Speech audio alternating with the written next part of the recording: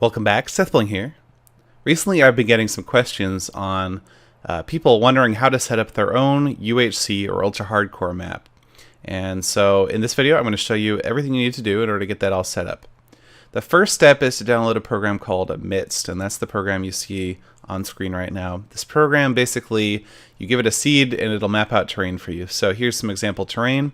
I'm going to close this and open up a new copy. So here we are. I'll resize it a bit so you can see better. It doesn't actually help. Anyway, so this basically looks at all the profiles in your Minecraft profile list, and so you can pick which one you want to use to generate the terrain. So I'm going to use 1.7 because it seems like 1.8 doesn't work with MCEdit. I'm going to resize the window to be still square but just a bit bigger. So there we go, that should be good. Now, in order to check out a seed, I'm going to basically just try some seeds until I get the right one. So I'm going to create a new seed, and I'm going to enter my seed test. I'm going to use default terrain generation as well. And one of the things you need to look for in a good seed is that there's not a lot of water, because if there is, then players getting randomly placed in the map some of them will be just in the middle of an ocean, and that's pretty bad. So in this seed we do have a lot of water, but we're not looking at the right selection yet.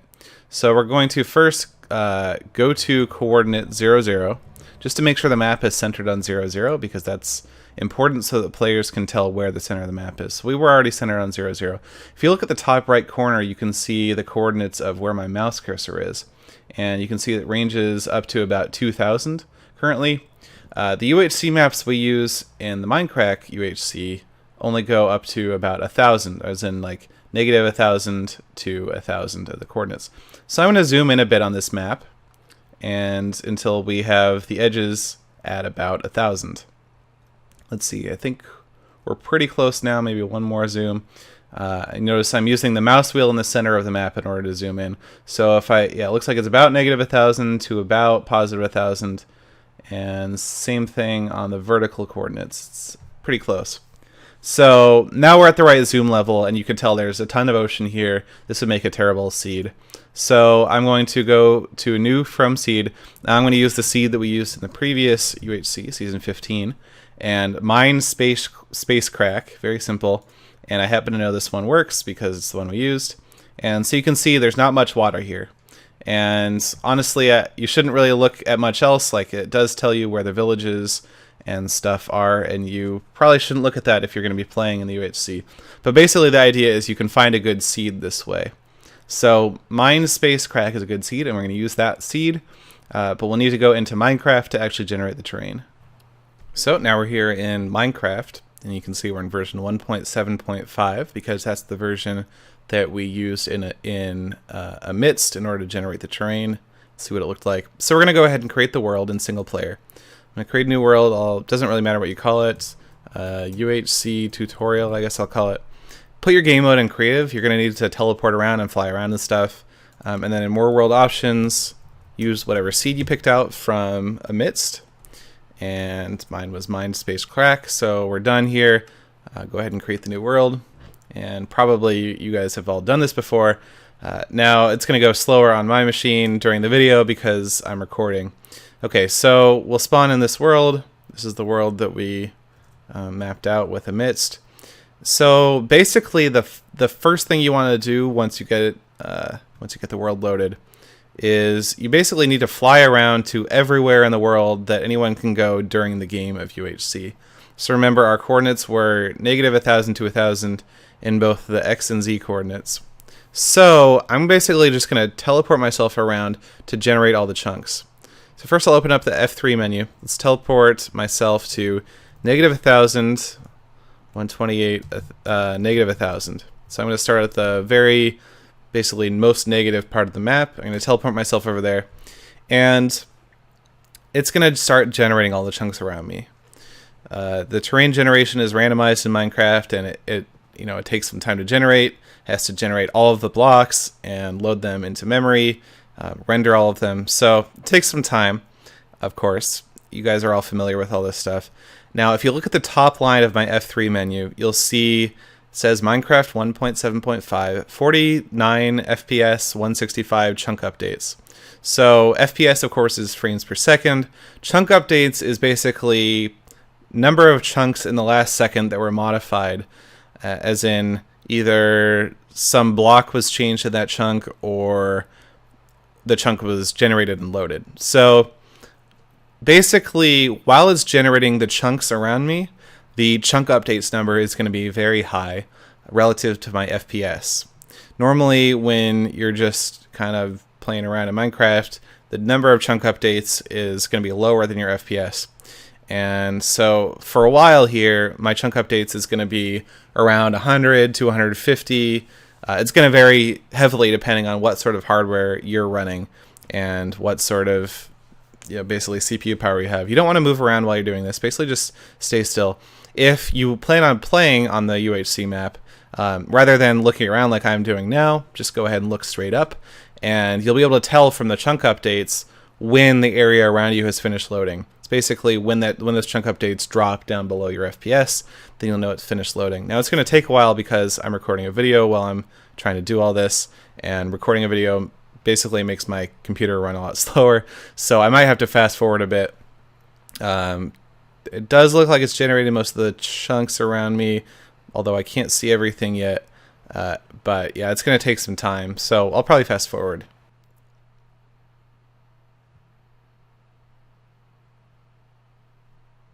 Alright, so now it looks like the chunk updates have dropped. They're still a little bit above my FPS, but it kind of dips below, goes up above, whatever. Yeah, it's dropping down to like 20 sometimes, so that means it's done generating the terrain.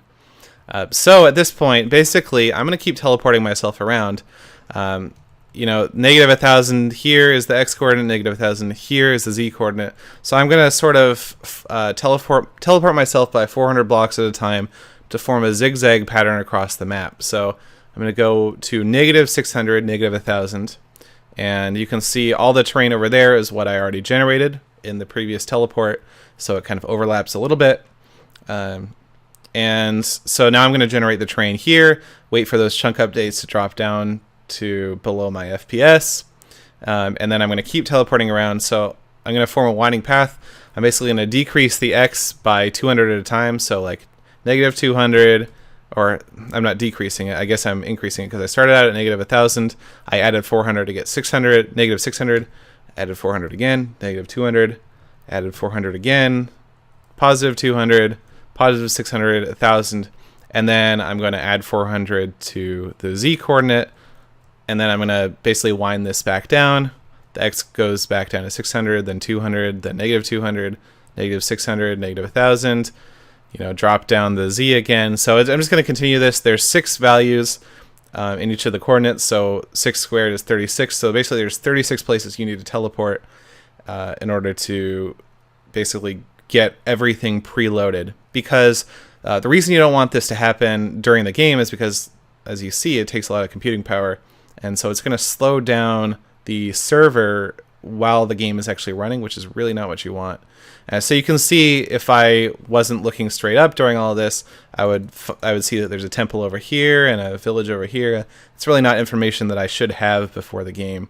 So yeah, and you can see the chunk updates have dropped again. So now I can teleport myself negative 200, 128, negative 1,000, etc., etc.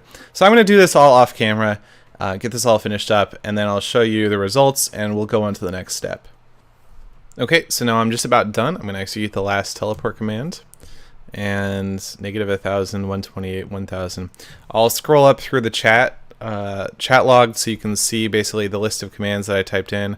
I guess it doesn't go back that far, but I'll try and scroll sort of slowly. It doesn't go all the way. Maybe it does, actually. Yeah, I guess it does go all the way up.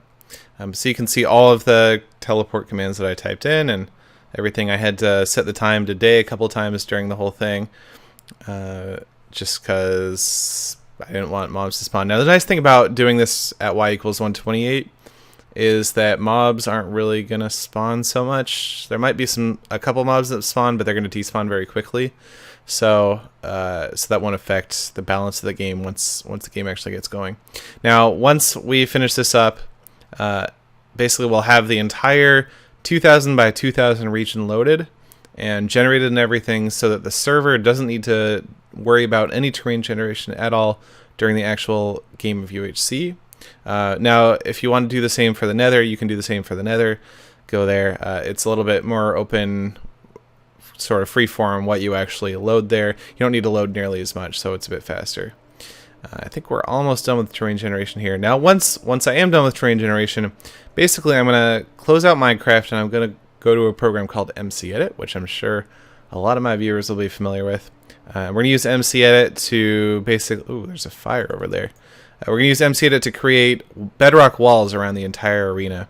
So I'm going to go over to MCEdit and we'll do that.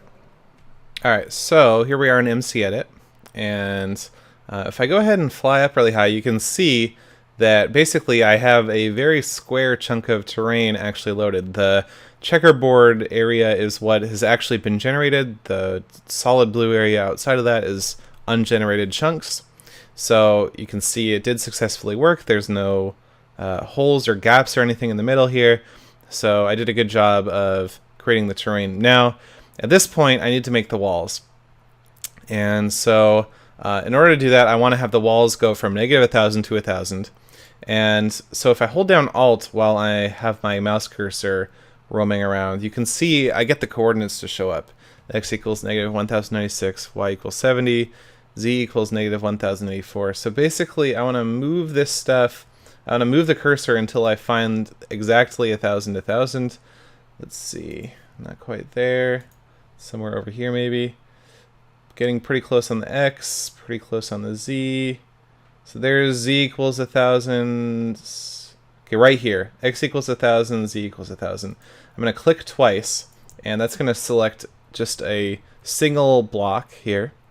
And then I'm going to drag the top part of this box upwards, all the way up to as high as it'll go. There we go. Maybe you can go a little bit higher actually. Nope. Okay, that's the cap. And then I'm going to do the same thing for the bottom of the box, drag it downwards to basically down to bedrock. And so now we can see in the center of my screen at the bottom, it says 1 width by 1 length by 256 height. So it's full height. That's good. Now we need to basically drag this along the entire length of the map. So just going to grab the edge and fly all the way over to the other edge of the map. You can increase your camera max speed by using the MCEdit menu in the top right corner. Go to options. Okay, so this needs to be 2001 blocks wide. I'm almost there. Just need to fine tune it. You can see the 2001 W by 1L by 256H. There we go. And so now it's 256 by 2001, etc. Fill and replace. Just search for bedrock. And we'll fill. So this is going to act as one of the barriers that prevents people from going outside of the permissible area. Of course, people can go outside the Nether, so you still need to, make sure everyone's aware of the fact that they're not supposed to be going outside of the -1000 to 1000 coordinate range in the overworld. So you're going to do that 4 times, and basically I'll be right back once I have completed that, because it takes a little bit of time, as you see. All right, so far I've done 3 walls. This is the 3rd wall here that I just placed. You can see the big selection box. I'm going to use Control D to deselect the current selection, basically just to show you how to make an adjoining wall. Get this to go all the way down to bedrock by dragging the bottom part down, and then let's go ahead and have to get the right angle. Grab this edge, and we'll fly way over. And so this will be the 4th wall, completing the enclosing area. And once we get there, I'll show you how to verify that you're at the right coordinates and everything. Well, it's basically just use Alt again. Okay, so here we go. Once again, I want it to be 2001, not 2000, 2001, because that'll make the coordinates go from negative. Ooh. Let's see, I must be at the wrong coordinates here. Okay, 2001. Let's see. Oh no, it does. I was totally wow. The perspective was throwing me off, but you can see it does intersect right here. So I made the box line up correctly. Go ahead and fill and replace one last time. Now once you've done all this, make sure you hit Control S to save, and that'll get the bedrock stuff there. If you forget to Control S, you'll have to do it all again, so really don't forget to do that. But that's all you have to do in MCEdit. I'm going to go ahead and Control S to save. It's going to spend a bunch of time lighting chunks and everything around the stuff it just placed. Once you do that, you go back into MCEdit, back into Minecraft, and we'll finish it up with some commands. Alright, so we're back in Minecraft. You can see there's this big, beautiful, gigantic bedrock wall that we're now on the outside of. Go ahead and set the time to day again. Make sure mobs don't start spawning. Now, at this point, I'm gonna go ahead and try and pick a spawn point, and maybe I'll pick it over here. So this is going to be where, when players join the server, where they spawn in initially. So if you're organizing things like we always do in the Minecraft crowd, you'll want a good spawn point with lots of open visibility and stuff. Maybe right here is good. And this is going to generate just a little bit more terrain off that direction, but not bad. So I'm going to go ahead and use /setWorldSpawn to set the spawn point right here. So players are going to spawn in this general area when they do join the server. Now, I'm going to run a bunch of commands that are going to set up the game. So the first command I want to run is game rule do natural regeneration. What is it? No, it's just natural regeneration. False. And you can use tab completion to help you type that all out. This is turning off natural regeneration, which is the core of UHC, right? There's no natural healing, and that's why you need golden apples and everything to heal. So that's the core of the game, and that's what you need to do. That's the main thing you need to do. Now, if you want to set up teams, I'll show you how to do that. So we're going to use the scoreboard for that, the scoreboard command.